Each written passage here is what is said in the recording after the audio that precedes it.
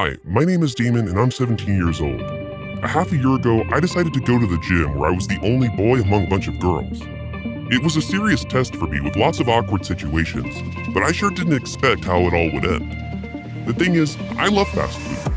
The fatter, fried, and more harmful the food is, the tastier it is. Just thinking about it makes my tummy growl, and I want to eat a couple of burgers. Anyway, during the last year, I managed to gain a little weight and went from 130 to 260 pounds. But neither my family nor my friends paid much attention to this, and so I thought everything was fine until I ran into some health problems. It got to the point that I couldn't tie my shoes, I couldn't keep up with my friends while walking fast, and I started running out of breath. Suddenly, I realized that I needed to lose weight. No, I didn't stop eating fast food, I just decided to work out and bought me a gym membership. However, soon I found out that I was the only guy in a gym full of beautiful and fit girls. Wow. Well, maybe it's even for the better, because they won't have anyone to compare me with, and I won't need to overwork myself too much. But everything turned out to be a lot different than I imagined. As soon as I entered the gym, all my courage vanished, and I didn't know what to do. So I started repeating the exercises which the girls would do, but then I realized it was too hard for me and I couldn't do it. It was really embarrassing for me because the girls started to watch me, and it made me feel very shy and insecure. Okay, never mind, I thought. Let's see, ladies, who is better on the treadmill? But as soon as I stepped on the track and pressed the start button, the machine started working at such a speed that I was instantly thrown aside onto the floor. The next moment, the girls started laughing so loud that the trainer had to calm them down. Turns out that the girl who used the treadmill before me didn't reset the program, and I certainly wasn't ready for such speed. What a shame. Well, yeah, I lost the battle, but not the war. The next day I decided to try some bench presses, but after my previous mishap, all the girls started watching me.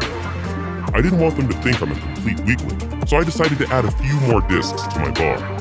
But as soon as I laid down on the bench with the heavy barbell in my hands, I realized that it was way too heavy for me. And I wasn't able to push it up at all. But not just that, I couldn't even hold it above my head. The barbell slowly started to go down, and in a matter of seconds, it would break my neck. I had no choice but to scream for help. And as luck would have it, there was no coach in the gym at that moment. But then, one of the girls ran up to me, easily grabbed the barbell and set me free. Thanks, I couldn't have done it by myself, but I believe you know that feeling after you've done 9 presses and you want to do one more really badly, and you can feel some pain so you can't push it back, right? So this time I somehow managed to get out of a bad situation. But what had happened to me next was too much. Guys, I swear, all they did was just laugh at me. Well, you know, it's like when you say a Cybertruck is armored, but a metal ball can crack its windows. Anyway, all of a sudden the most beautiful girl came up to me and said, "You shouldn't skimp on sports clothes. You've been showing us a striptease here for like 30 minutes. What? What is she talking about? But when I looked in the mirror, I was shocked. My shorts had ripped open right at the back seam. And, well, I hit the hole with my hands and flew out of the gym like a bullet. I thought I would never go back to the gym after that last incident, but the next day, I asked my dad to give me some money and went to the sports store to buy myself a new pair of shorts. He asked me what had happened to my old one. Well, I just told him the truth. But then he told the whole family and they all started laughing at me. Very nice. Oh, you just wait. All of you. I'll show you who will laugh when I lose 100 pounds. But first of all, give me some money. So anyway, I walked around the mall for a long time choosing clothes of the best quality. But then, I saw McDonald's and I felt a terrible hunger.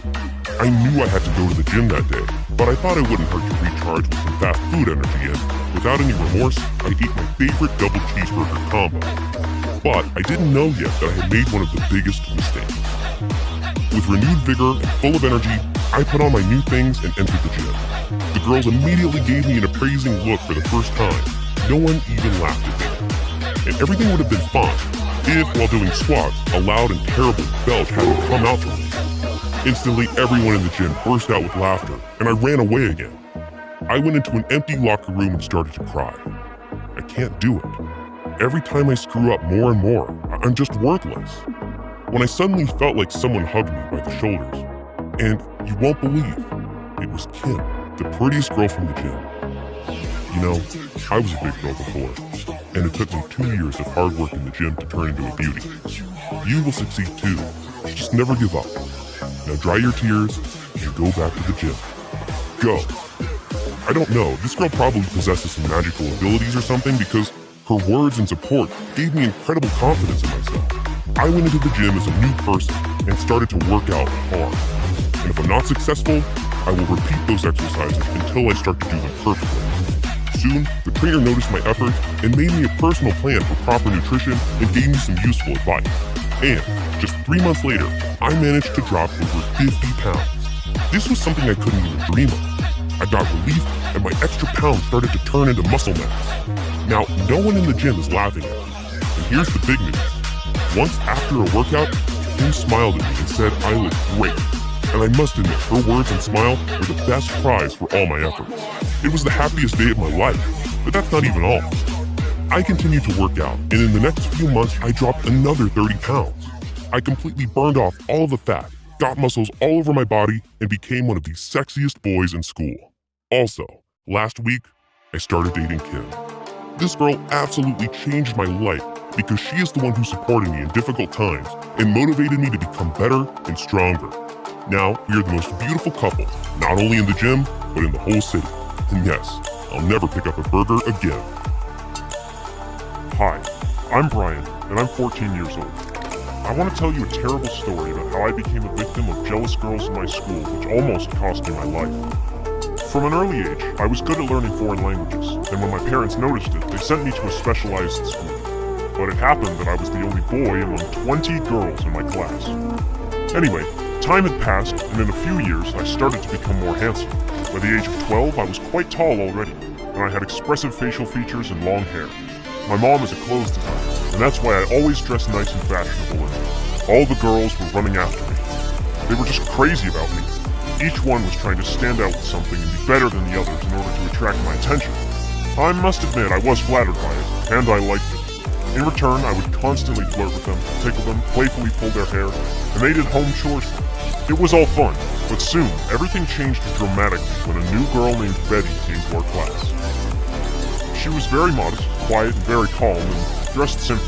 Also, it was difficult for her to join the team, and she was always alone. But there was something about her that attracted me. Soon, it turned out that she lives near me, so we started coming and leaving school together. Me and Betty became good friends, and I liked her company a lot when, all of a sudden, I started having some sympathy for her. And soon, it turned into a huge problem for me. The girls at school became very jealous and started to hate Betty. They would constantly mock her and call her names, but then their jealousy became unbearable. Several times they put laxatives or sleeping pills in Betty's drink during lunch. It's a good thing I noticed it and splashed the drink all over their faces. But once, Betty didn't come to school, and then she didn't come for a whole week. It turns out she had severe poisoning and was admitted to the hospital. I was very worried about her, and every day after school I ran to her to find out about her condition. That's when I started to think that I fell in love with her. In the meantime, the girls at school started flirting with me again, handing me notes in the middle of lessons, stealing my diary to make me run after them around the classroom. Well, there was nothing new actually, except I started to hit back. When Betty came back to school, I decided to do something nice for her. Between lessons, I ran into a classroom and took flowers from a flower pot for Betty. But as soon as I entered the classroom, Katie, the girl who bothers me the most, ran up to me and grabbed the flowers that I had. "Wow, these are my favorite flowers. And how did you guess, huh?" When I said the flowers were for Betty, her face suddenly twisted into an ugly grimace. "Please don't tell me you fell in love with that gray mouse." Then she burst into a hysterical laughter and threw the flowers into the trash can, and the whole class started laughing at me. It was just an awful situation. I took the flowers from the trash and threw them at Katie. Now they don't laugh anymore. A month later, I caught a cold, and while I had to spend a couple days in bed, my classmates decided to take advantage of it. They caught Betty after school and started threatening her. They pushed her down on the ground and made her promise she would stop talking to me, and if she didn't, she would have big problems. But when she went home all in tears, she called me and told me everything. I couldn't believe my classmates were capable of such a thing. I was so angry that I stole my father's car and ran immediately to Katie's house. I took some mud and started throwing it at her house. When she came out of her house, I quickly drove away. And I wish you could have seen her face. That's not even all. Since then, me and Betty started dating, and everything was fine and calm until this happened.